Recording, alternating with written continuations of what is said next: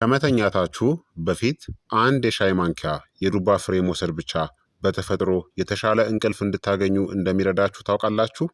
እነዚህ ጥቃቅን ዘሮች በማግኔዥየም፣ በዚንክ፣ በጤናማ ስብና እንቅልፍን በሚደግፉ ንጥረ ነገሮች የተሞሉ በመሆናቸው ሰውነታችሁን ለማዝናናት፣ አእምሯችሁን ለማረጋጋት፣ የሌሊት የምግብ ፍላጎትን ለመቀነስና በምስተኙበት ጊዜ አጠቃላይ ጤናችሁን ለመደገፍ ይረዳሉ።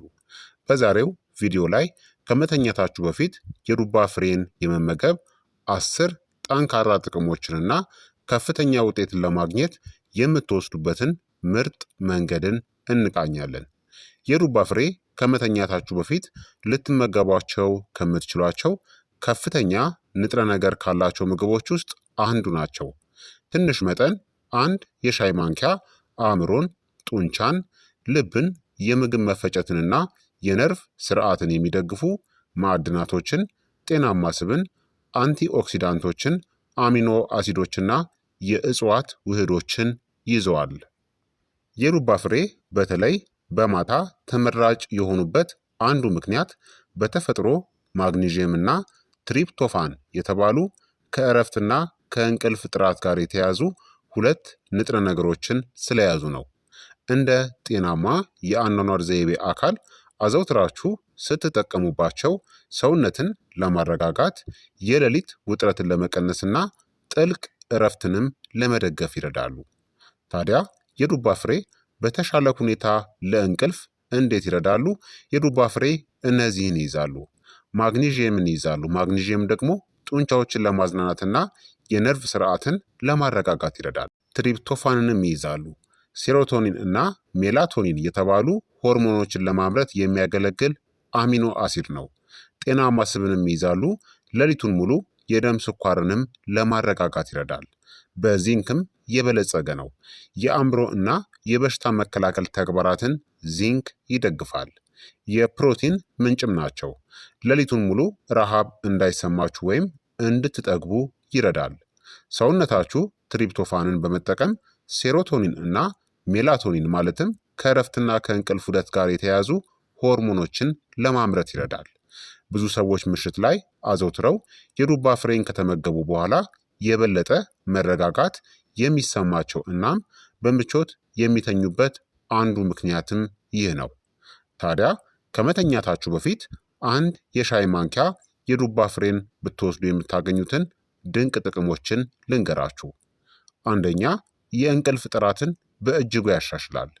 በዱባ ፍሬ ውስጥ ያለው ማግኒዥየም የነርቭ ስርዓትንና ጡንቻዎችን ለማዝናናት ይረዳል።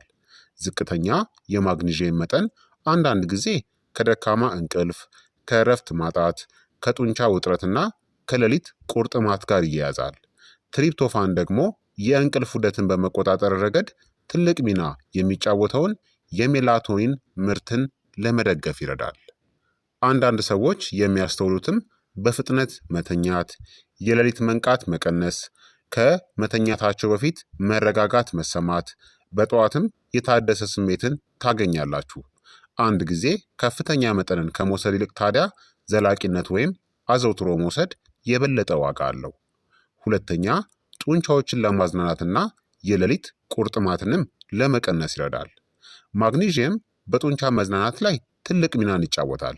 ሰውነታችሁ በቂ ማግኒዥየምን ሲያጣ ጡንቻዎች በቀላሉ ሊወጠሩ ይችላሉ።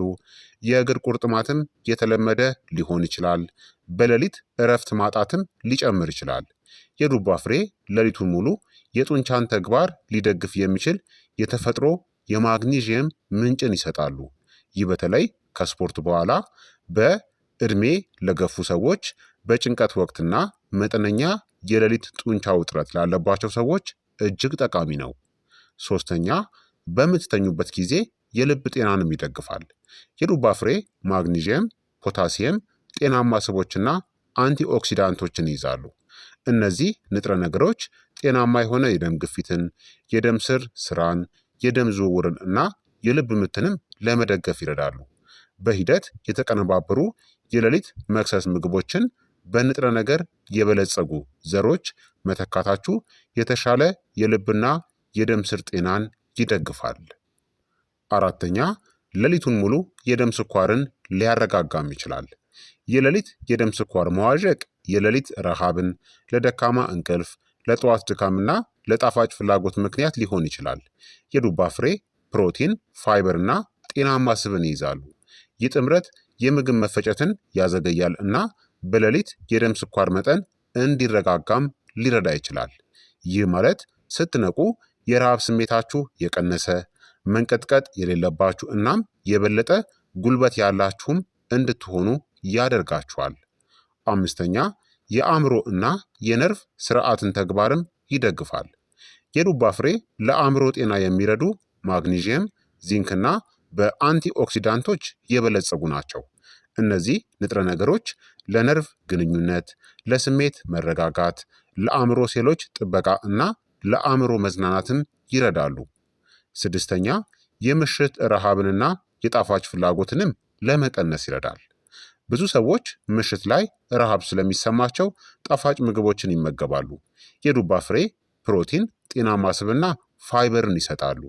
ይህ ጥምረት የጥጋብ ስሜትን ይጨምራል እናም የምግብ ፍላጎትን ከልክ በላይ መብላትንና የሌሊት ወይም የማታ የማይረቡ ምግቦችን ፍጆታን ይቀንሳል።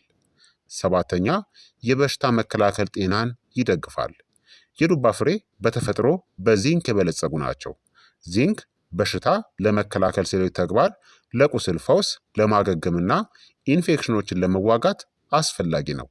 ዝቅተኛ የዚንክ ፍጆታ በጊዜ ሂደት የበሽታ መከላከል አቅምንም ሊያዳክመው ይችላል። ስምንተኛ የፕሮስቴትና የፊኛ ጤናንም ይደግፉ። ዱባ ፍሬ በፕሮስቴት ጤና፣ በሽንት ተግባርና በፊኛ ድጋፍ ላይ ስላላቸው ጠቀሜታ ለረጅም ጊዜ ጥናትም ተደርጎባቸዋል። አንዳንድ ወንዶች አጠቃላይ አመጋገባቸውንና የማዕድን ፍጆታቸውን ሲያሻሽሉ የሌሊት ሽንት ቤት ጉዞ እንደሚቀንስላቸውም አስተውለዋል። በዱባ ፍሬ ውስጥ ያለው ማግኒዥየም እና የእጽዋት ውህዶች የሽንት ምቾትን ለመደገፍ ይረዳሉ።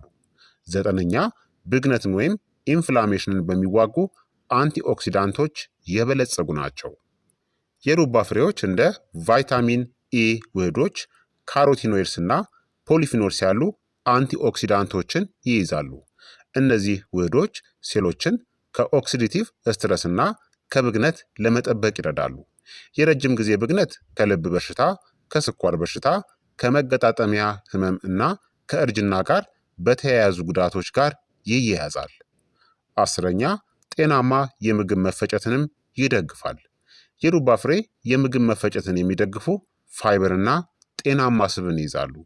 አነስተኛ መጠንን መውሰድ የሰገራ መደበኛነትን ለማሻሻል፣ ጤናማ የሆድ ባክቴሪያዎችን ለመመገብና የሆድ ድርቀት አደጋንም ለመቀነስ ይረዳል። ይሁን እንጂ በአንዴ ብዙ ዘሮችን መመገብ በተለይ ለከፍተኛ ፋይበር ምግቦች ካልተላመዳችሁ የምግብ መፈጨትን ሊያቃውስ ይችላል። ታዲያ ከመተኛታችሁ በፊት የዱባ ፍሬን በትክክል እንዴት መውሰድ ይቻላል? ምርጥ መጠን በቀን 1 የሻይ ማንኪያ በሆነ ጀምሩ። ሰውነታችሁ ከተላመደው ቀስ በቀስ ወደ ከ1 እስከ 2 የሾርባ ማንኪያ ማሳደግ ትችላላችሁ። ብዙ መጠቀም የተሻለ ውጤት ያመጣል ማለት አይደለም። ከመተኛታችሁ ከ30 እስከ 60 ደቂቃዎች በፊት ውሰዱ። ይህ ለሰውነታችሁ ንጥረ ነገሮችን ለመፍጨትና ለመምጠጥ ጊዜን ይሰጠዋል። ለመመገብ ደግሞ ምርጥ መንገዶች ዝም ብላችሁ መብላት፣ በደንብ ማኘክ፣ ከእርጎ ጋር መቀላቀል፣ በአጃ ወይም በኦትሜል ውስጥ መጨመር፣ በስሙዚ ውስጥ መፍጨት ትችላላችሁ። ጨው የሌላቸውና ደረቅ የተቆሉ ወይም ጥሬ ዘሮች አብዛኛውን ጊዜ ጤናማ የሆኑ ምርጫዎች ናቸው። ታዲያ ማስወገድ ያለባችሁ አላስፈላጊ ስህተቶች፣ አንደኛ በብዛት እንዳትመገቡ። ብዙ የዱባ ፍሬ መመገብ የሆድ መነፋት፣ ጋዝ፣ የሆድ አለመመቸት እናም ተጨማሪ ካሎሪን ሊያስከትል ይችላል። ስለዚህ በልኩ መመገብ አስፈላጊ ነው። ሁለተኛ በጣም የጨው ፍሬዎችን ወይም ደግሞ ዘሮችን መመገብ ነው። በጣም ጨዋማ የሆኑ የዱባ ፍሬ ጥማትን ሊጨምሩ፣ የሶዲየም መጠንን ሊያሳድጉ እና ስሜታዊ በሆኑ ሰዎች ላይ ደግሞ እንቅልፍንም ሊያስተጓጉሉ ይችላሉ። በአጠቃላይ የዱባ ፍሬ ትንሽ ቢመስሉም እንቅልፍን፣ ጡንቻን፣ አእምሮን፣ የልብ ጤናን፣ የደም ስኳር ሚዛንን፣ በሽታ የመከላከል አቅምን፣ የምግብ መፈጨትንና መዝናናትን የሚደግፉ ጠንካራ ንጥረ ነገሮችን ይዘዋል። ከመተኛታችሁ በፊት አንድ የሻይ ማንኪያ ብቻ መውሰድ የነርቭ ስርዓትን ለማረጋጋት፣ የእንቅልፍ ጥራትን ለማሻሻል፣ የምግብ ፍላጎትን ለመቀነስ፣ የሌሊት ማገገምን ለመደገፍም ይረዳል። ቁልፉ ታዲያ ዘላቂነት ወይም ቀጣይነት፣ ልቀኝነትና የዱባ ፍሬን ከአጠቃላይ ጤናማ የአኗኗር ዘይቤ ጋር ማጣመር ነው። ስለዚህ ክቡራትና ክቡራን ተመልካቾቼ የዛሬው የጤና ትምህርቴ ይህንን ይመስል ነበረ። እንደተማራችሁበትም ተስፋ አደርጋለሁኝ። ሀሳብ አስተያየታችሁ ደግሞ አይለኝ ይላለው። ጥያቄያችሁን በኮመንት ላይ አስፍሩልኝ፣ እመልስላችኋለሁኝ። ላይክ እና ሼር ሳታደርጉ በፍጹም እንዳትወጡ። በቀጣይ የጤና ትምህርት እስከምንገናኝ እኔንም እናንተንም ቸር ያቆየን። መልካም ጊዜ፣ መልካም ቆይታ። ቻው ቻው።